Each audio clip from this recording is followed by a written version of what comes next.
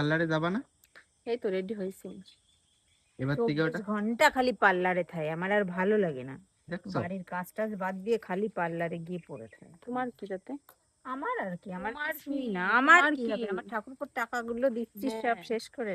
বেশ করছি, ঠাকুরপো বউ আমি। তোমার হ্যাঁ আমি ঠাকুরপোর বউ জানি আমি। ঠাকুরপুর বউ তুই, অন্য তাইলে কিছু না।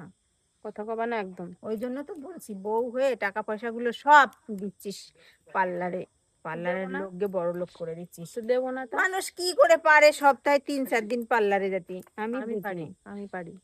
হুম, ও পারে। বন্ধুরা আমি আর কি বলবো, আমি চুপচাপ দাঁড়ায় দাঁড়ায় দেখছি দিদির আর বিয়ানের গল্প। বিয়ে করো তারপরে বুঝবানে। বিয়ে আমি করবো না। আইবুড়ো থাকবানে।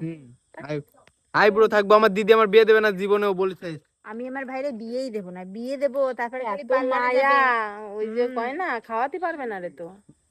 কি কয় প্রত্যেকদিন মাছ মাংস খাওয়াতে। যে আমি চাকরি করে এই বাড়ি এনে রেখে দেবো। বেশি কথা কয় কি ভাই। ঢং করতে করতে হাঁটতে হাঁটতে চলে যাচ্ছে দেখ। একদিনই হাঁটার ভাব দেখ, মনে হচ্ছে নায়িকা। হ্যাঁ, শোনো, আর কয়দিন পরে এরকম করে হাঁটতে হবে না, এমনি ওরকম লাগবে। আরে বাবরা।